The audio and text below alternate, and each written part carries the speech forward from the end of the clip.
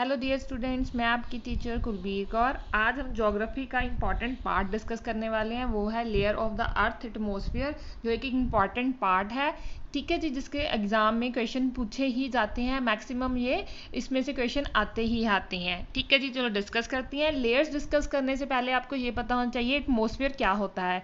कहते हैं atmosphere is the thick gases envelope surrounding the earth. और इसकी ज़रूरत क्यों पड़ती है? ये काफ़ी जो है हार्मफुल गैसेस को हमारे तक आने के लिए रोकती है और बहुत गैसेस का सोर्स भी रहती है। ठीक है जी, तो अब लेयर्स डिस्कस करते हैं। लेयर्स का हमें सबसे पहले सीक्वेंस पता होना चाहिए। Troposphere, stratosphere, meso, thermo, oxo. इसका पहला क्वेश्चन ही ये आ जाता है कि इसको सीक्वेंस में लगाएं। ठीक है जी, तो सबसे पहला क्वेश्चन ही ये है कि इसको सीक्वेंस में लगाएं, तो आपको इसका सीक्वेंस याद रखना है। तो नेक्स्ट चलते हैं।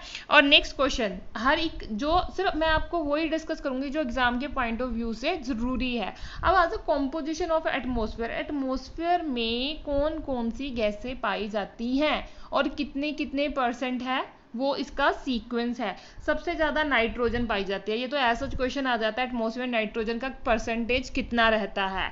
और ऑक्सीजन, एर्गन, कार्बन डाइऑक्साइड, ये जो फर्स्ट 4 है मोस्ट इंपॉर्टेंट है। और इसका भी सीक्वेंस आ जाता है। अभी इसको परसेंटेज के हिसाब से इसका सीक्वेंस जाए। आपने NOAC इसका ये सीक्वेंस याद रखना है। NOAC, no AC।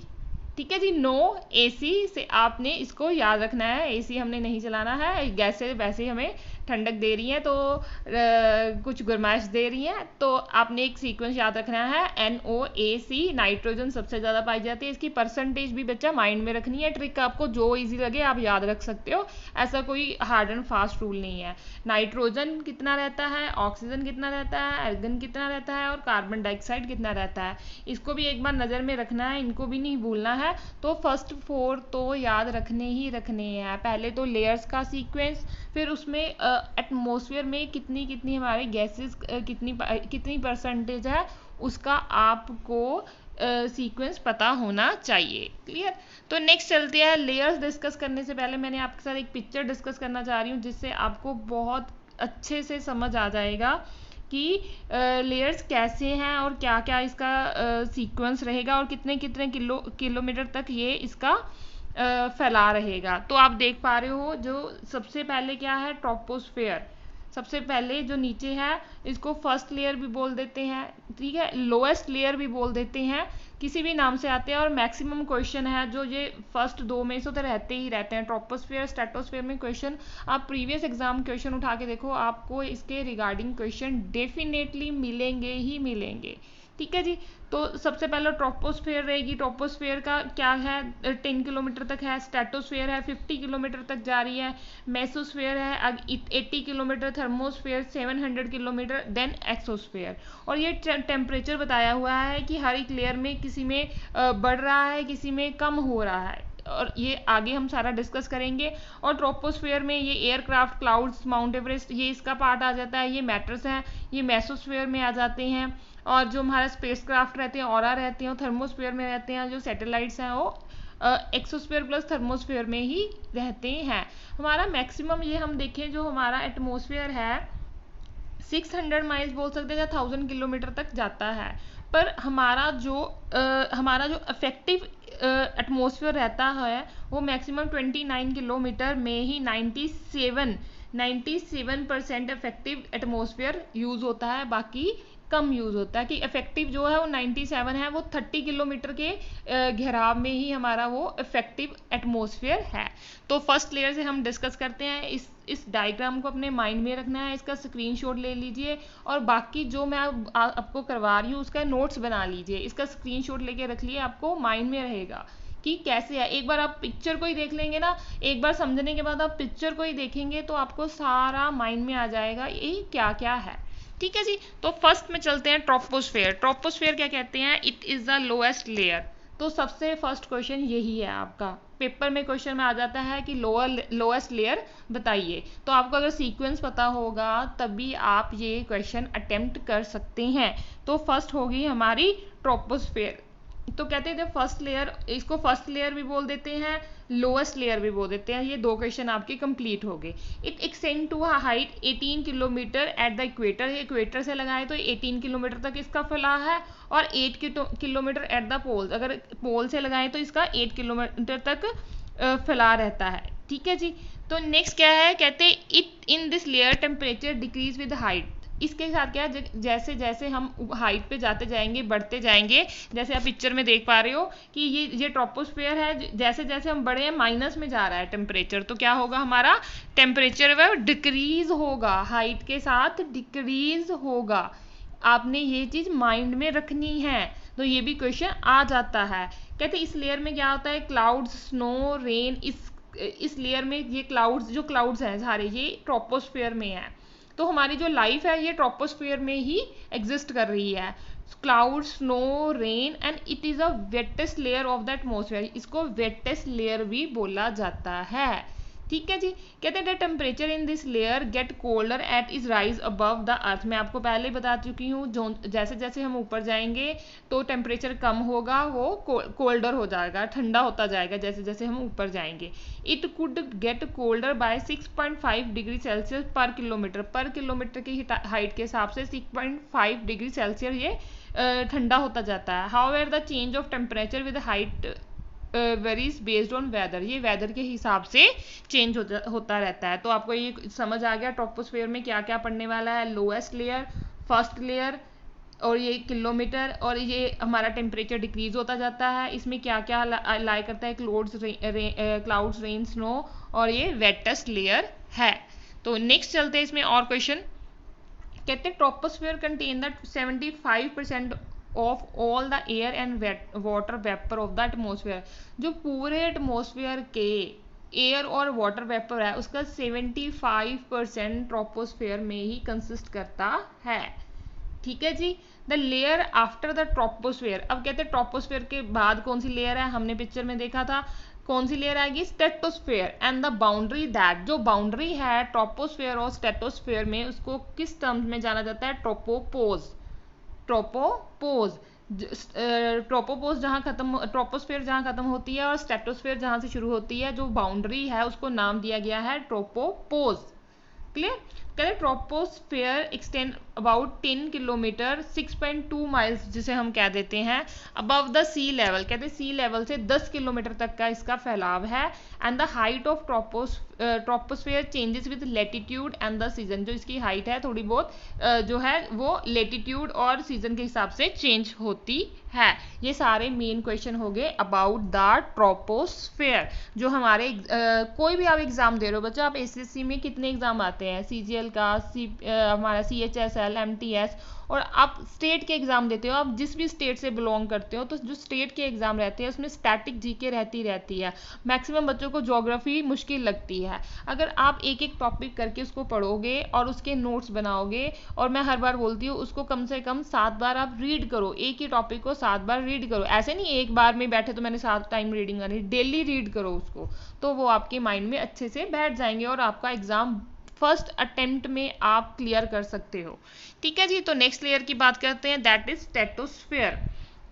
कहते stratosphere is the second layer of the earth. ये क्या है, सेकेंड लेयर है, और it extend from tropopause to about 50 kilometre. इसका फैलाव क्या रहता है, 50 किलोमीटर तक का रहता है। कहते it contains a lot of ozone in the atmosphere. कहते यहाँ इस जो लेयर में सबसे ज़्यादा ओजोन पाई जाती है, और इसको ओजोन लेयर भी बोलते हैं, ओजोनोस्फेयर भी बोलते हैं, ओजोनोस्फेयर भी बोलते हैं। ये भी क्वेश्चन आ जाता है कि ओजोन एटमॉस्फेयर की किस लेयर में पाई जाती है, दैट इज स्ट्रेटोस्फेयर। ठीक है जी। कहते the increase in temperature with height occur because observation of the UV radiation from the sun by ozone. कहते हैं यहाँ पे क्या है, जो टेम्परेचर है वो बढ़ता जाता है, क्यों, क्योंकि ये यूवी है, अल्ट्रा वायलेट रेडिएशन है, उनको अज्यूम करता है। तो हमारा जोन का भी यही काम है, जोन लेयर की इसको अज्यूम करती है कि जो इसकी सन की जो हानिकारक रेज रहती हैं वो धरती पे ना पहुंचे, उसको अब्जॉर्ब करते हैं। कहते temperature in the stratosphere layer are the highest toward the summer pole and lowest toward the winter pole. ये आपको एज अ नॉलेज पता होना चाहिए। Stratosphere contain a zone that absorb the danger UV radiation, मैं आपको पहले बता चुकी हूँ। Therefore protecting us from health damage like skin cancer. ये जो अजोन है, अजोन लेयर है, वो हम जो अल्ट्रा वायलेट रेडिएशन होती है उनको अज्यूम करती है, अब्जॉर्ब करती है और उनको धरती से आने से पे रोकती है। अगर वो डायरेक्ट धरती पे आते हैं तो उनसे हम ह्यूमंस को बहुत ज़्यादा नुकसान होगा। ठीक है जी। तो नेक्स्ट चलते हैं मेसोस्फेयर में। Mesosphere lies the just after the stratosphere and it extend upward to the 85 kilometre या 53 miles। कहते हैं ये कौन सी लेयर है? It is the third layer of the earth atmosphere. कहते हैं this is layer where most of the matters burn. कहते हैं ये लेयर में मैक्सिमम मैटर्स है जो बर्न होते हैं। कहते हैं temperature in this layer grows colder. कहते हैं ये इसका क्या है? टेम्परेचर ये बढ़ता जाता है, ये कोल्डर होता जाता है, माइनस में टेम्परेचर जाता है। और कहते हैं 90 degree Celsius at the top most layer, तो एंड में 90 डिग्री सेल्सियस तक जाता है। कहते हैं the air in this layer is a thinnest to difficult to breathe and the air pressure at the bottom in this layer is 1%। ये हमारे knowledge के लिए है, ये थिनेस्ट लेयर है यहाँ एयर प्रेशर कम रहता है। ठीक है जी। तो मेन हमें ये थर्ड लेयर है, यहाँ मेटर्स बर्न होते हैं और ये कोल्डर है। ये आपको 3 पॉइंट अच्छे से आने चाहिए। तो इसके साथ ही नेक्स्ट देखते हैं थर्मोस्फेयर। थर्मोस्फेयर में एक और भी जो लेयर है वो एग्जिस्ट करती है, दैट इज आइनोस्फेयर। वो लास्ट में डिस्कस करते हैं। तो पहले थर्मोस्फेयर देखते हैं क्या कि thermosphere lies just above the mesosphere. Mesosphere के बाद क्या आ गया? थर्मोस्फेयर आ गई है। And the presence of air is rare. यहाँ जो एयर है वो बहुत कम हो जाती है। UV radiation high energy x-ray from the sun absorb in the thermosphere and the it temperature could rise to the 100 and 1000 of degree at times। इसका temperature यहाँ पे क्या होता है? राइज होता है। तो यहाँ पे क्या होता है? टेम्परेचर राइज होता है।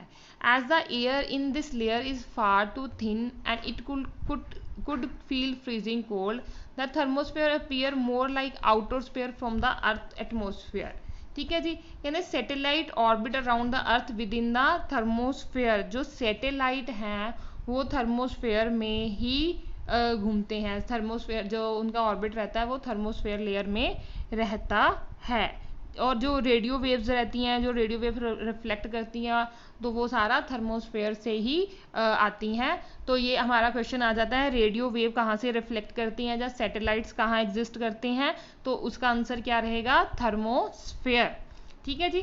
तो थर्मोस्फेयर का एक है कि अपर पार्ट है वो the temperature of the upper part of, जो बिल्कुल लास्ट वाला पार्ट होगा उसका किसमें रहेगा? 500 डिग्री टू 2000 डिग्री सेल्सियस। कहते हैं the northern light called aura occur in this layer. जो नॉर्थन लाइट बोलते हैं, जो नेचुरल लाइट्स हैं, वो भी इसमें ही एग्जिस्ट करती हैं। नेक्स्ट चलते हैं एक्सोस्फेयर। एक्सोस्फेयर जो हमारी लास्ट लेयर बनती है। The air in the exosphere is very thin. Air जो जहाँ जैसे जैसे ऊपर जाएंगे वो हमारा एयर है वो एग्जिस्ट कम, उसकी एग्जिस्टेंस कम होती जाएगी। As per various definition the top of the कहते हैं अलग अलग डेफिनेशन के हिसाब से एक्सोस्फेयर का फॉल क्या है? 10,000 किलोमीटर से 1,90,000 kilometre above the surface of the earth रहता है। कहते हैं the temperature on this layer is 300 degree Celsius to 1650 degree Celsius रहता है। ठीक है जी। कहते हैं इस लेयर में क्या क्या है? Only trace of gases like oxygen, nitrogen, argon, helium. तो ये सारी हैं जो ये इसमें गैसेज पाई जाती हैं। मेन इसमें यही रहता है और इसको हम आउटर मोस्ट लेयर भी बोल देते हैं। Outer most part of the अर्थ भी बोलते हैं। Outer most part of the अर्थ या आउटर मोस्ट लेयर भी बोला जाता है इसको। क्लियर? तो नेक्स्ट आ गया आइनोस्फेयर। मैंने आपको बताया था, कहते ये एग्जिस्ट नहीं करती है मेन, पर ये जो हमारी है आइनोस्फेयर क्या है? Some part of the mesosphere and thermosphere में प्रेजेंट होती है। ठीक है जी। Like other layers ionosphere is not a distinct layer but ionosphere is present in some part of mesosphere and thermosphere, वहाँ पे एग्जिस्ट करती है। In this layer high energy radiation emitted from the sun knock electron and losses from the their parent atoms and molecules. वो जो सारा होता है वो इसमें जो मॉलिक्यूल्स रहते हैं, जो हाई एनर्जी रेडिएशन एमिट की जाती है वो इसी पार्ट में एमिट होती है। कहते हैं जो electrically charge molecules and atoms are called ions. कहते हैं जो इलेक्ट्रिकल चार्ज होते हैं मोल्स एंड एटम्स, जिसको हम आयंस बोलते हैं, उसी से इसका नाम आइनोस्फेयर पड़ा है।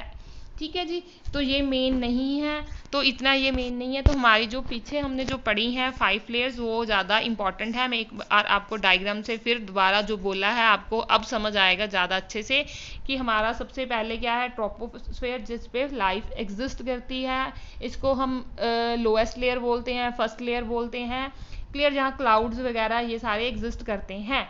तो हमारा नेक्स्ट क्या रह जाता है, इसका एरिया क्या रहता है, 10 किलोमीटर तक रहता है और इसमें जो टेम्परेचर है वो डिक्रीज होता जाता है। मैं आपको शॉर्ट में समझा रही हूँ। नेक्स्ट आ जाएगा, इसके बाउंड्री को ट्रोपोस्फोर्स बोलते हैं, इसको स्टेटोस्फोर्स बोलते हैं, ये सारी बाउंड्रीज के नेम भी हैं। और नेक्स्ट आ जाएगा स्टेटोस्फेयर आ जाएगा, जहाँ पे एयरक्राफ्ट रहते हैं, हमारे जो एरोप्लेन होते हैं वो भी यहाँ पे रहते हैं। प्लस इसको ये ओजोन एरिया है, ये पूरा ओजोन एरिया है, यहाँ पे ओजोन लेयर एग्जिस्ट करती है, इसको ओजोनोस्फेयर भी बोला जाता है। तो थर्ड क्या आ गई, थर्ड क्या रहेगी मेरी, मेसोस्फेयर रहेगी, जहाँ पर मैटर्स रहते हैं। और नेक्स्ट मेरा क्या रहेगा, थर्मोस्फेयर रहेगी, जहाँ पर स्पेसक्राफ्ट ओरा रहता है। नेक्स्ट क्या रहेगी मेरी, ऑक्सोस्फेयर रहेगी। जो मैंने आइनोस्फेयर बोली थी जो वो यहाँ पे एग्जिस्ट करती है, आइनोस्फेयर यहाँ पे एग्जिस्ट करती है। और हमारा जो ये पूरा लेयर्स का स्ट्रक्चर है, आपको एक डायग्राम से ही सारा याद रह जाएगा। बाकी आपको नोट्स बना लीजिए, एक बार पढ़ लीजिए और इस डायग्राम को देखिए तो आपके सारे क्वेश्चन क्लियर है। अब लेयर्स के रिगार्डिंग आपको कोई भी क्वेश्चन आएगा तो वह आप इजी से कर सकते हैं, उसमें आपको कोई भी दिक्कत नहीं आएगी। क्लियर। तो जो मेरे चैनल पे फर्स्ट टाइम आए हैं वो चैनल को सब्सक्राइब जरूर कीजिए और ज्योग्राफी की जो पहले सारी वीडियोस अपलोड हो चुकी है उसको एक बार ज़रूर देखिए और अपनी ज्योग्राफी में अच्छे बने और अब सारे पेपर अच्छे से कर पाएँ। ठीक है जी। तो हमारा मिशन क्या है, गवर्नमेंट जॉब लेना, तो उसी फोकस से हम चल रहे हैं। आप चैनल को सब्सक्राइब और शेयर ज़रूर कीजिए। Thank you.